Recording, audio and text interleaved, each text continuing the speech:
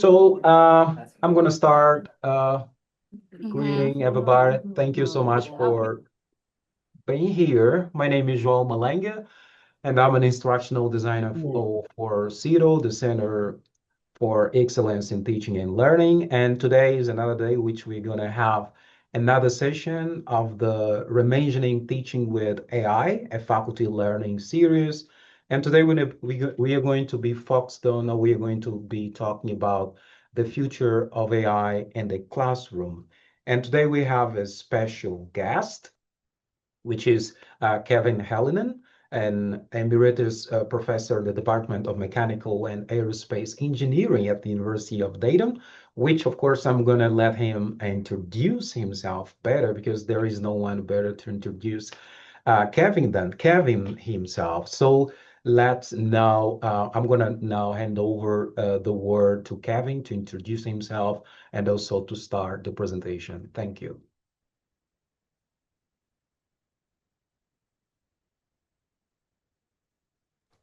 Thank you, Malenga. Hey, everybody. I'm also a former colleague, still a friend of Margaret Pinnell, who is here with us today. And yeah, so that connection is what brought me here. Let me, before I share a document or a slide deck, I'd just like to say a little bit about what I have done. So I have recently retired from the University of Dayton, and my mission right now is to really help advance equity in AI, not uh, really in the United States and all over the world, and have projects both in the US and in Africa, especially reaching students in the middle school and high school areas, and trying to develop AI capable skills, um, and having some success with that. But I've also been working still with universities, particularly to think about change. You know, how at this time, with AI entering our space, how can we change? And how can we change in a way that strengthens our value as educational institutions for the long term? Um, because to be honest, I think one thing I'm certain of is that I could leverage AI to develop learning. From a Bloom's taxonomy perspective, I can leverage AI to help students remember and understand very easily. But there's so much that AI can't do. And it's this is the place, this is the space that we own as educators. What do we do to really strengthen the outcomes that we're trying to develop in students?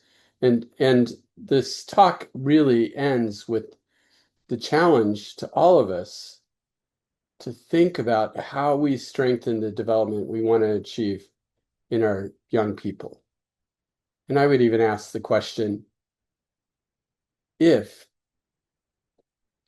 being the conveyor of knowledge, which has really been a lot of our role in the past, which I think may not be the role that we should be in right now, what do we do? And what do we do to really strengthen what we do? And so that's actually what I'm going to be leaving you with here. So let me now share my screen.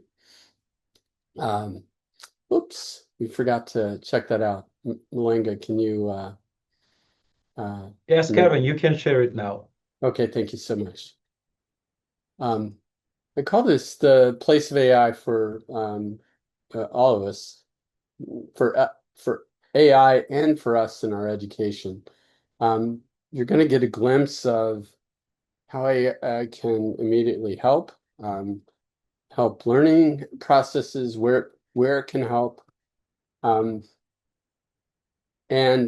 but especially you're also going to be challenged to think about what we do without AI. At my university, one of the things we posed is AI free zone. where there would be no AI or internet or even self-service, where students would just come together and debate, talk, think, collaborate, work together, create things like that. So let's get going. One of the things I really want to emphasize is, yes, maybe you're here because you're interested in AI and its integration into education, but I personally think, and it's really important for every faculty to understand that they have a role in this process, even if it doesn't engage AI at all, and they have value that they can bring to the educational experience of young people. So, I've structured my talk, and we need to get here. We need to see some of the challenges. What is the research on AI? What is the good research on AI? What is the bad? What is AI saying? That's actually quite scary relative to the education we're providing. And then I'm really going to be focusing on opportunities and solutions and how we add value to our students. So challenges. It's obviously a frightening time for education.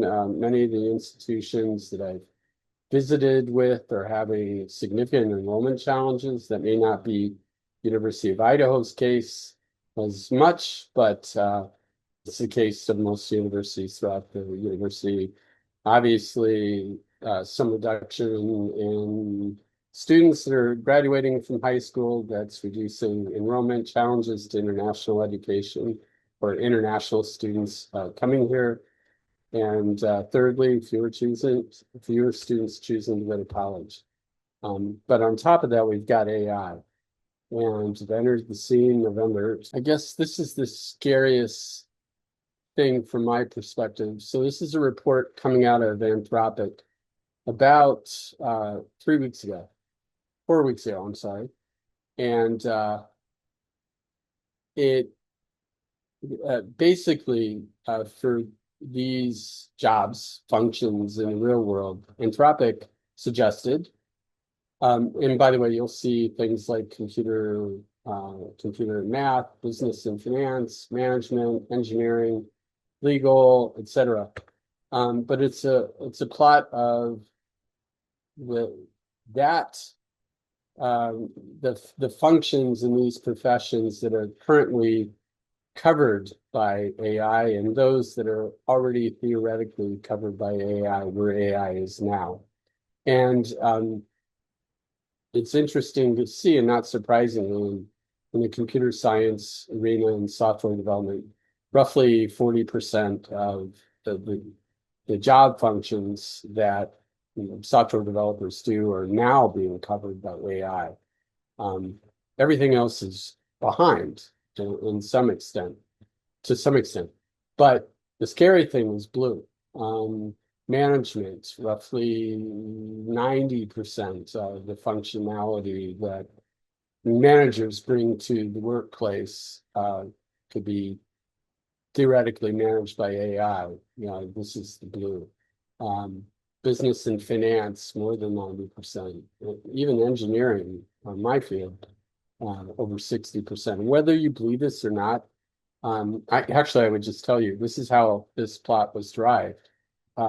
They categorized all of the job functions that would rely under this, would be present for each of these professions, and they demonstrated how AI could be used to deliver on the functions. Anyway, this is the scary thing for us as educators is this is roughly, we're seeing potential impact for our students in terms of what's coming downstream. So,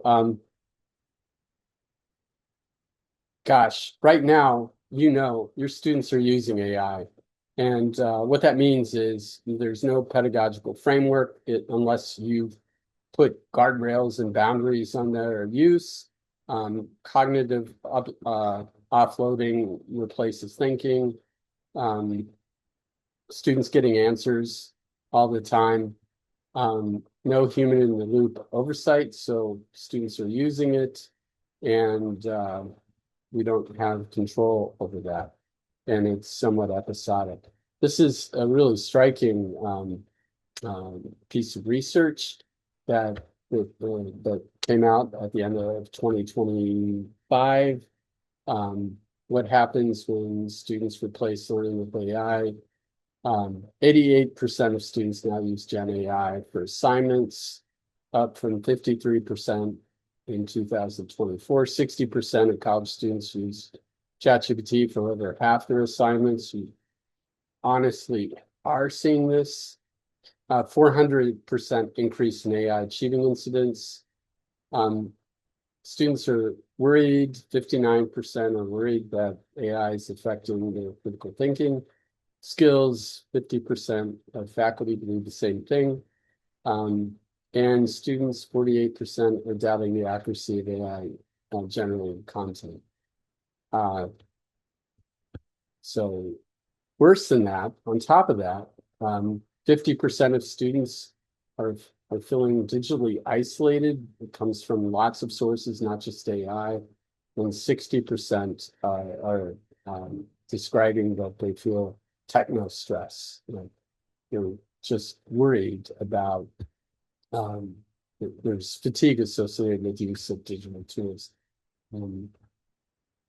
So the problem with AI is it can undermine learning if done incorrectly, and it erodes connection. And it can erode that connection if you don't use it right and in a way that then we can strengthen that connection even more, perhaps. On top of that, there's an urgency for us. The other challenge is there's a 7x growth in AI skill demand, 56% wage premium for AI skilled workers, 51% of job posts for professionals. Now outside of IT and computer science are seeking AI proficiency in AI skills. And hiring managers are, of course, saying that we're unprepared. Students are unprepared to enter the AI space. So let's talk about opportunities. And I'd like to start with this one. It's the Alpha School story. And it may not seem relevant. It's a this is a kind of it's a private university near Austin, Texas. And it was just a nondescript private university about 5 years ago, but 3 years ago, they leaned into AI and they asked the question, can AI manage the learning for our students from kindergarten to grade 12?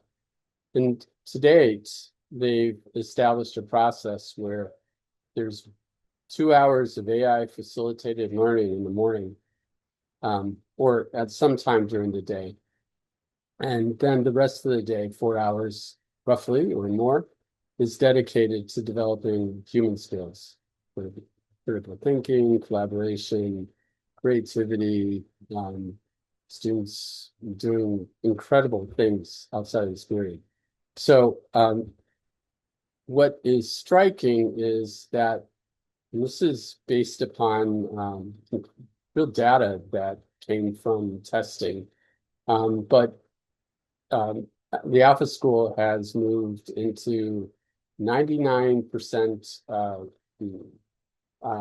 top school in each grade level and in each subject throughout the whole of the curriculum. I guess it's important to say that the AI content that they're delivering on has all been designed by the faculty, so they control what the students are learning.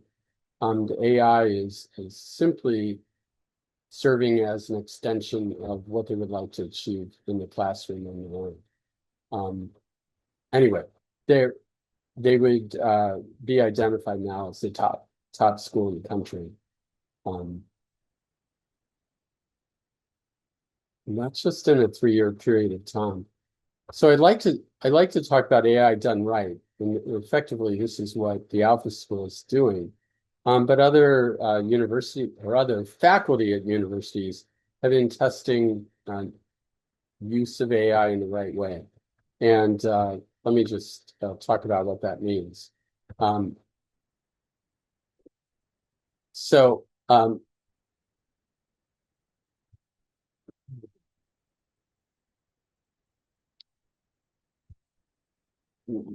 suffice, this is pretty complicated, but this is just a statistic. So faculty were leveraging AI to facilitate learning and measuring learning downstream. And so this research by Wang and Fan, I have the site for this at the bottom. They did a meta study looking at over 100 research papers and the results for those papers. And they found that there was a large positive effect on learning. In fact, the general rule of thumb is 33% improved learning on average over all of these studies, a moderate positive effect on higher order thinking, and 54% increased engagement with AI integrated coursework. The caveat to that, or the counter to that, is that the few schools where they've created AI only classes with no humans in the loop, per se, students are achieving success academically, but asking the question, why am I here? And I can just do this through AI. Also interesting is that some of the biggest gains and improvement have been in lower performing students. So as a result of that, 30% less likelihood to withdraw and 15% dropout reduction. There are only a few programs around the country that have really leveraged AI throughout the curriculum. Ohio State University is one, University of Michigan is another, and they've seen significant impact across the whole of the university as a result. So what does AI mean? First, there are pedagogical guardrails, and if any of you come from School of Ed, there's really great pedagogies that ideally we could be leveraging to educate our students. So, for example, I've always loved constructivist pedagogy, where students construct their own learning step by step along the way. When AI enters the picture, it's really just simply being tasked. You will help educate this student, but leveraging constructivist pedagogy, helping students construct their learning based upon what they already know. And by that, what they're doing is what the AI ends up doing is just simply asking guiding questions or making minor corrections, but consistently trying to move the student to higher levels of Bloom's learning, going from remembering to knowledge to understanding to application to evaluation, etc. Cognitive guardrails. AI must delay answers. So friction is incredibly important. So designing AI systems that don't give answers, that just simply ask questions, and guiding questions is really critical. Prompt reasoning requires student explanation. So reflection is an essential piece of any type of learning experience designed for students that uses AI. They must think and write about what they actually learned through the experience.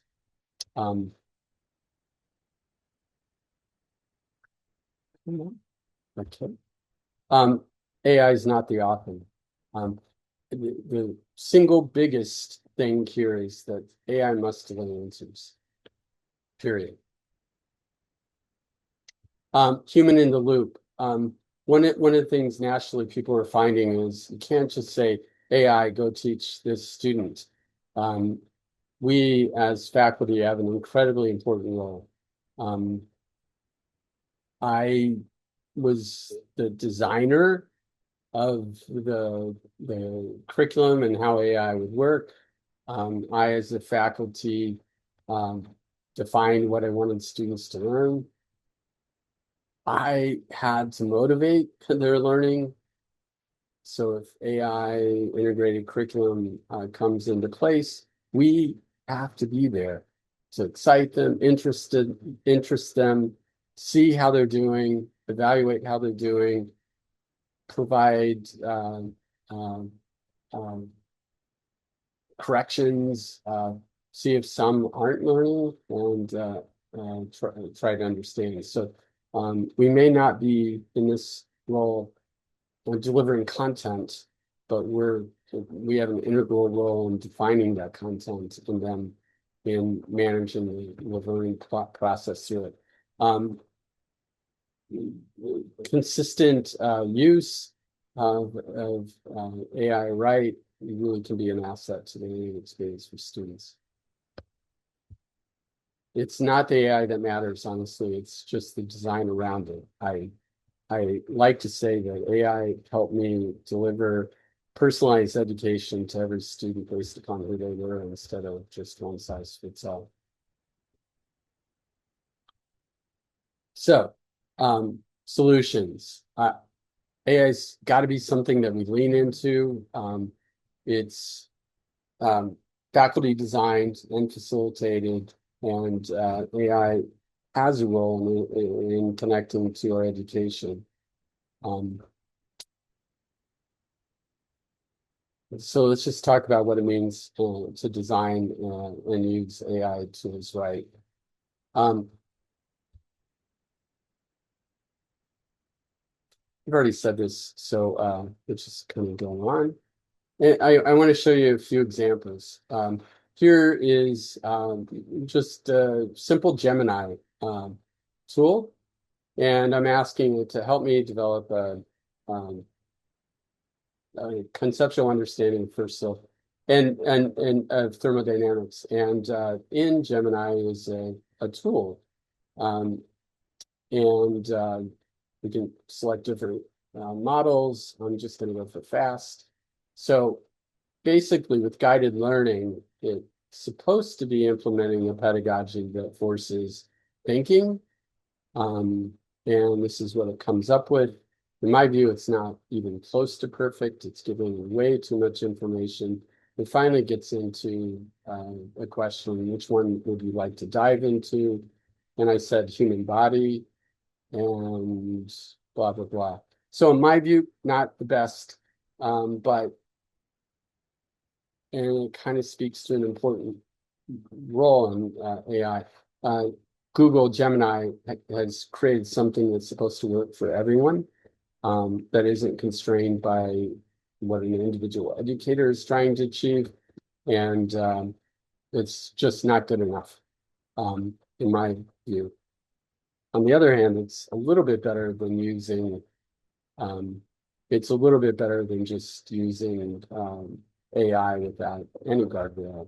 So let me just share next what the guardrails are for this Google Gemini. So there we go. Core guardrails. So it says guide, don't tell. Honestly, it's doing a little too much guiding. Progress over purity. It's okay if the student gets stuck. Maybe it will strive them to help pull them along. Safety over respect. Safety and respect. So it does have guardrails to block harmful and inappropriate content. And it's focused on accurate information. That means what's going on in the back end of the AI is that when it comes up with advice, it has other AI agents that are checking everything and ensuring that there's accurate information coming out. Permits multimodal inputs. It seeks to, just like what we saw in the example below, it helps students contextualize the learning to their own experience. Students often will be asked to choose the topic and the pace, and blah, blah, blah, the method. I'm going to go to this, not that one. So I just wanted to give you an example of kind of AI in action.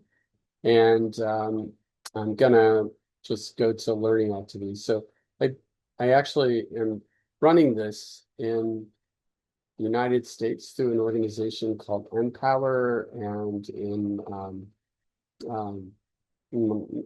work that I have going on in Nigeria right now.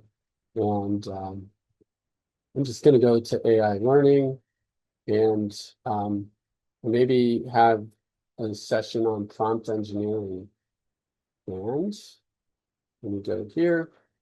I've got some canned activities going on, and the AI assistant will guide the conversation. So here's an activity I already started.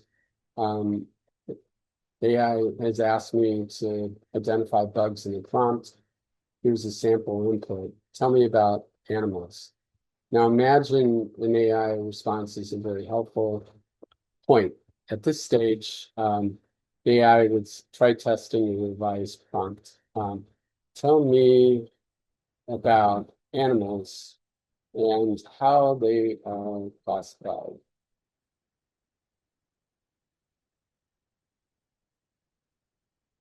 So in the end, students are getting, I'll turn that off.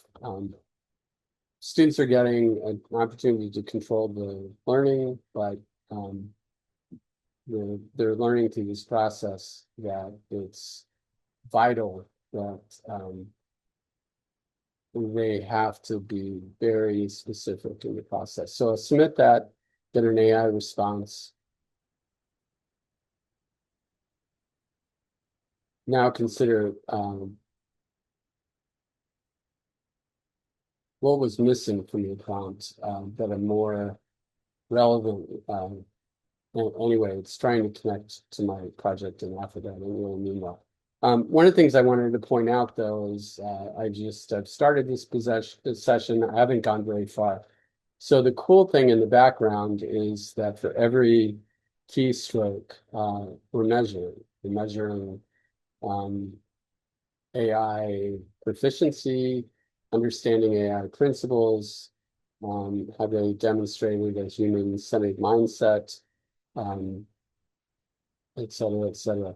One of the coolest opportunities that we're in the midst of right now is we have lived with this idea that there is a grade in the course, but if some of the learning is being advanced through an AI system that is connected to the institution, or the chats from students are effectively archived, those chats are really vital for learning how the student is thinking, how they're creating, how they're communicating, how they're thinking logically, let alone learning content.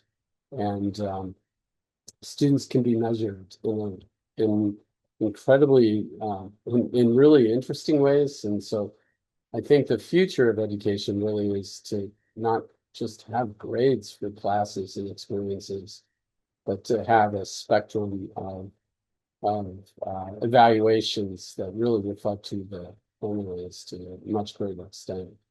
So they'll be strong in some categories and weaker in others, and that's okay. So that's what I wanted to show you with that. AI learning isn't AI learning tutoring isn't a handoff technology, but you design it, you motivate it, you mentor it, you dialogue it. One of the things that I have done that I do want to send ahead of time. And by the way, Malenga, I will share this with you. Anyway, I'd really like to give you a taste of what's happening behind the scenes. So by leveraging AI, all I am doing is instructing the AI assistant to help the student learn this content or experience this content or apply this knowledge. Two, I'm defining the pedagogy or pedagogies that should be employing. And three, I'm defining to it how it should enhance learning friction along the way.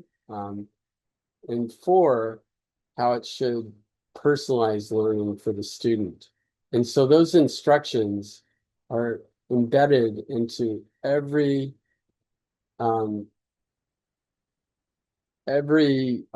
response that the AI offers along the way. Okay, enough from that. Anyway, human in the loop. Not only do you design it, but we have to be there beside the student and motivating, exciting, evaluating, talking, spending. I think in the end, we're actually freed if we let AI take some part of the learning we're trying to achieve in class. We actually free up time to spend more time individually in our groups, students. Enough on that. My view on the general utility of AI. So two things I want to really lift up. One is, no matter who we are as humans, we bring our own experiences, our own knowledge. Can you enable the presentation so that we can see it fully? Have you not? Yeah. Perfect. Do you not see this? Okay. Yeah. So, yeah. So human thinking, we're limited by our own perceptions and our own knowledge. But AI can really help us diverge that thinking, no matter what problem we're working on, what topic we're working on, to expand outside of what we know. And I like to say this is like a perfect place for AI in that expansion process, helping us think about connections to other fields, other topics, seeing things bigger than we individually can see. However, vital for the future of our students are these skills. We have to build into them greater curiosity. So they're asking questions of the world, no matter what it is they do. A lot more thinking and imagining, developing ideas and hypotheses, and really leveraging AI to expand their thinking in an additive way. On the downstream end, it's in the end we're going to produce decisions and reports, but AI can help us in that. But ultimately, it's the role of the human, it's the role of the person, the student, to develop the final products. AI lacks judgment that we have as humans, and so when we're talking about developing AI, one of the things we're looking at doing is helping them expand their perspectives and then helping them make decisions with AI and beyond AI. This is the important thing. I think that we're seeing that AI can educate and improve the learning of the knowledge that we've been trying to convey, at least based on the research that people have done. So what is the role of the university in this realm? Learning is inherently slow and effortful. It requires multiple passes at things, and I don't think we rely on AI to enable this. This is our role. And this is just word cloud of all of the things that we as faculty do, or the skills that we're trying to develop in students, and critical thinking, identification, transdisciplinary, mentorship, teamwork, visualization, imagination, etc. Everything. In the past, these have been called soft skills, and wrongly so. These are everything now. What can we do to strengthen students' development of these skills, throughout the experience of your educational process? This is a role that every faculty can contribute to, even those that say, I'm not using AI. Yeah. So I believe, and I'm certain, that we remain relevant if we strengthen these values, because to be honest, if we've developed students capable of demonstrating these skills, they can do anything, including working with AI more effectively than me. Just one more ingredient for sustained relevance relative to education. You need to add value to students. This is I pulled this slide from a talk that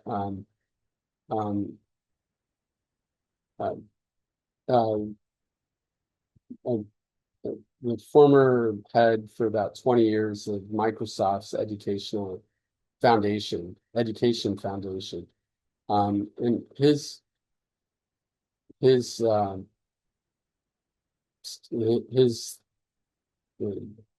important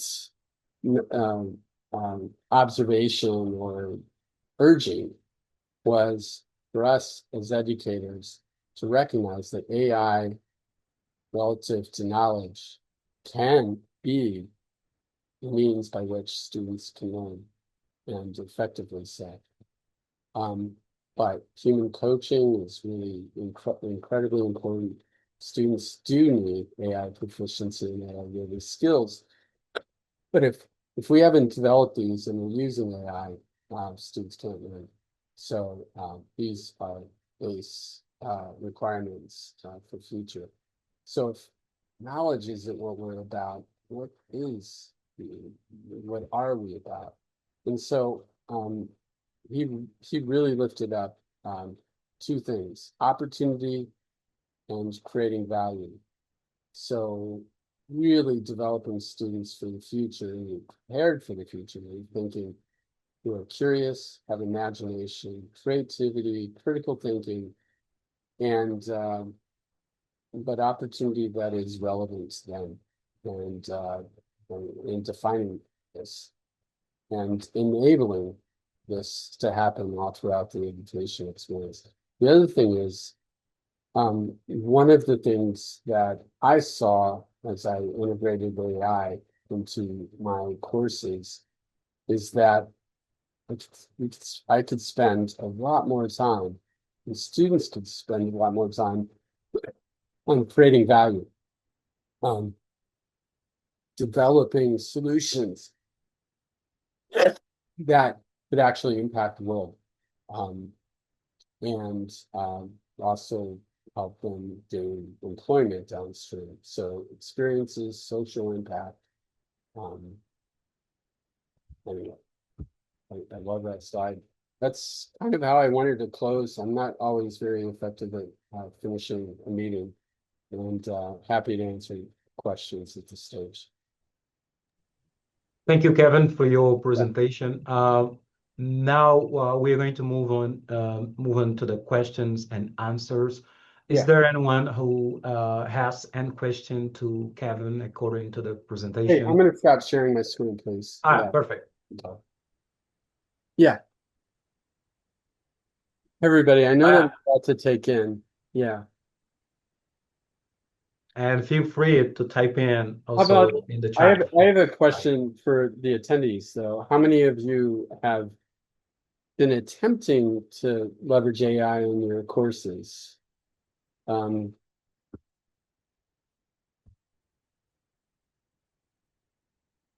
you're using Copilot as the main tool in at UI. Yeah, sorry about that. I wasn't sure.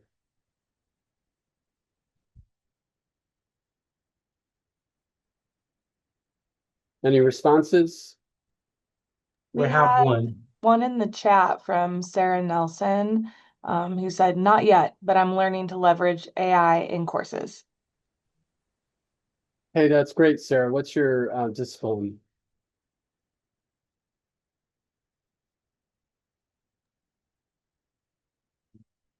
Let me just, Hi, can you yeah, hear me? Yeah. yeah. I'm in French. French.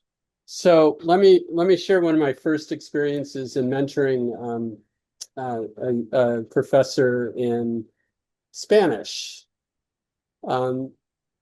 She was open to leveraging AI for her class, and yeah. So she had a class where students were working on the book um, Don Quixote, and she wanted them to understand the culture and the experience that gave rise to the book.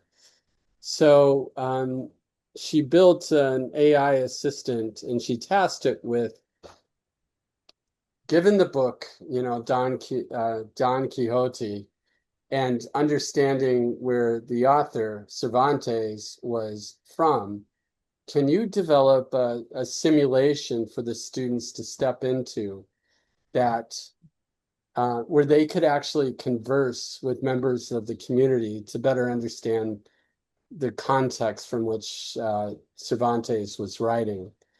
And I would urge you, as you're thinking about integrating AI, to be, as I said, curious. How can I apply this in really interesting ways? And by the way, for you, this isn't about providing content. It's about providing context and nuance and understanding of the culture and etc. And simulation is just such a great, tool in the languages to help integrate and um, make the the experience, the language real, and and understanding the culture around that language real. So Yeah. Thank you. and by the way, But- pretty easy. All you have to do, first step in, is to write a prompt. You are, an expert on Cervantes, and I want you to create a simulation that students could do to understand uh, I want you to actually write the prompt for the students. I want you to create a simulation that allows me to talk to members in the most pivotal members in the community. And by the way, that would be a prompt that you share with students. Right. Say, use this as your starting prompt, Yeah. and then submit your whole chat history. You want to see how they're thinking, responding through the experience. Uh-huh. Interesting. I am one of the people that's taken up the UI library's offer of um, eh, giving us access to an ASU course on using AI in course design, and I've got two more weeks to finish the course, so I've just started it. Oh, good. Um, Yeah. so So good so for you I'm taking looking the, forward to that being useful too. yeah, really important to take the leap.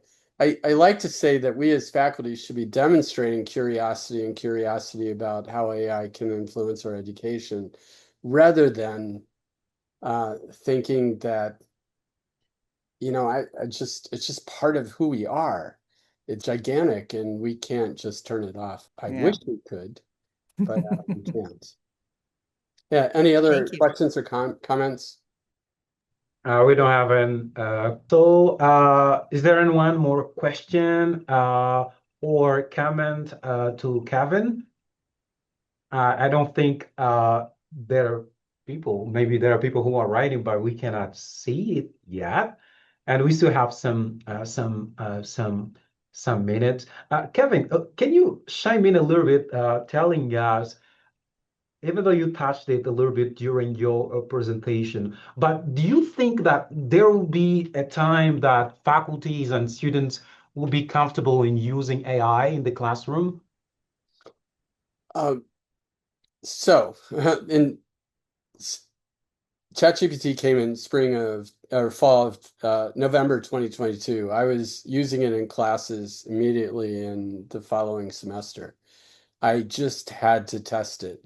And I certainly, in testing it, actually, it was interesting. I got my worst teaching evaluation ever that semester, and I got my best teaching evaluation in two different classes.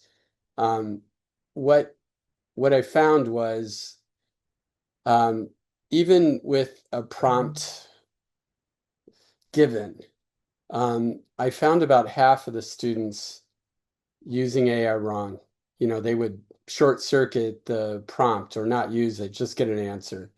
And it wasn't until I actually put my own tools together, my own AIs or GPTs or whatever you wanted to, AI agents, et cetera, together, where I could control the learning, that I really saw everyone benefit. I actually saw the biggest benefit at the highest end for the students and the lowest end. Do I think AI could be integrated into the whole of the education experience? I think it has to be. But I also think it has to be done intelligently. There are plenty of places where AI is absolutely not appropriate. I think the humanities and liberal arts are essential in this world, even more important right now because they help build the kind of thinking, the kind of analysis and analytical evaluation, debate, creativity, imagination. I mean, so many positive things are happening out of the humanities. So I think the future of higher ed has to be it has to include integration of AI for all students. However, it has to be far more intentional about developing students as the lifelong skills of students beyond the university. Yeah, Dr. Zhu, I can speak to that.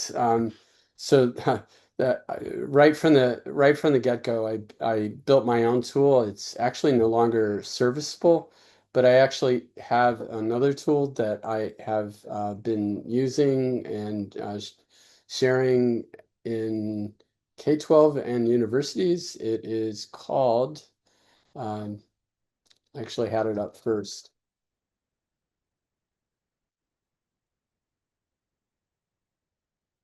Welcome to actually have you play with this. There we go. Let me also share my screen one more time. I will just paste this into the message box.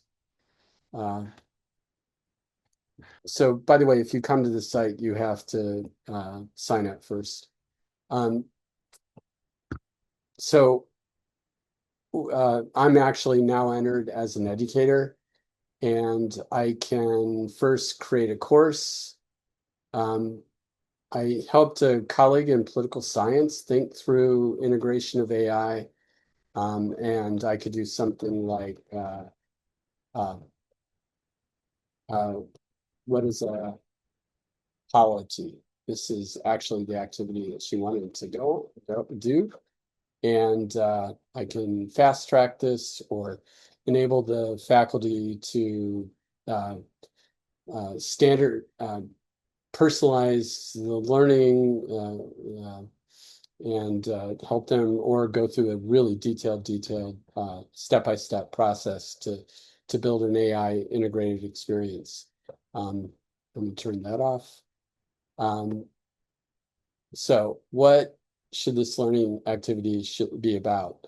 Anyway, the teacher will populate a learning experience for the student. The instructions or the prompt developed for the AI will support that learning, and yeah. So the teacher develops their curriculum, and then ultimately they'll be able to pick their class and see the progress of students in the learning activity.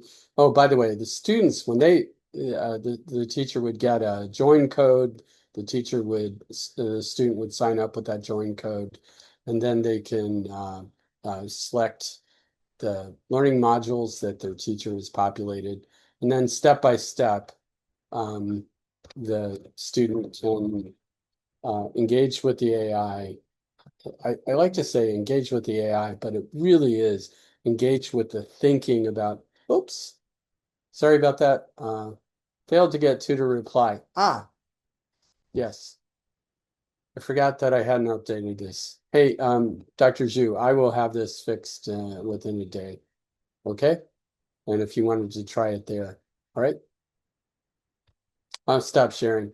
I also switched from OpenAI to Anthropic for all of my platforms because I like its values and ethics more. And I forgot that platform relies on OpenAI. So needs to be updated because I'm not paying OpenAI anymore. Anyway, I will show you. I don't know what else to say, but I'll fix that, and you can give it a look. So you would design something, and then the students can work on it. I would even say that would be a really incredible tool for some of your folks, Malenga, to build one AI activity and either try it themselves or have some of their students try it. Yeah, we are going to do that definitely, but we also have to talk with the OIT to see if there is like to check it, if there is no any privacy kind of thing. But we're gonna definitely Yeah. So everything appreciate that, Kevin. is sure. Everything is secure. Perfect. So no data sharing. Yeah, no doubt. That's all right. Thank you so much, Kevin, for Yeah. your wonderful presentation. That was really insightful. And once again, I appreciate you for being here today. And I'm going to also be sharing a quick survey about this presentation so folks can leave your feedback. I'm going to share it right here in seconds. Scan the QR code. I have also the link available in the comment section so that you can also use to provide your feedback. I know that it's a wonderful presentation once again, and we at CETO, we are always trying to improve whatever session we want, also to adapt it according to your needs and to improve over and over again in the next session that we are going to provide to you. I appreciate Kevin once again to be here today. I appreciate also the participants that were here today, participating actively and also passively. And I would like also to say thank you to CETO team to be here today, to Margie, the director, and also Beth Robsky for supporting me in the backup today. Thank you so much. So I'm going to stop now sharing the survey, and I'm going to say goodbye for today. Bye, Melinda. And hope to see So you good. all. So in good the to meet next you. session. Goodbye, Dr. Pennell, Margie. Okay. Goodbye, you all. Have a good one. Bye.